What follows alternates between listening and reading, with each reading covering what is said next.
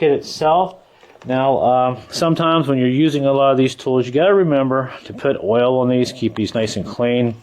Now, these pieces here, these nuts, like you see right here, this adjustment nut, it's going to work a little stiff until you work it back and forth a little bit. Once you get oil on it, it will clean these threads up, and this will work a lot easier. So that looks pretty nice there.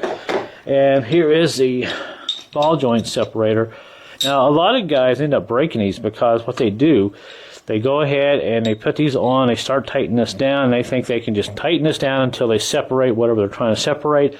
A lot of times when these get into a bind, you got to take a hammer and start tapping on the tie rod ends or whatever, your pitman arm, to kind of put some vibration through it, and this will actually separate the ball joint a lot easier, or whatever you're trying to break loose, and you won't end up breaking that. So just kind of keep that in mind, and here's a look at that. I think you can kind of see that there. Nice and heavy. And also we have, let's see, we got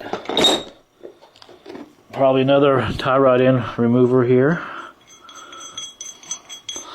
Well, it's pretty heavy, so I'll end up using this here probably the next couple of days, and I'll probably do a review within about 6 months, let you know how everything is so far. So if you want to spend about 40 bucks and get something like this just to do some maintenance, or if you were starting a YouTube channel and you don't have a lot of money, if you're on a budget, this is a good way to go.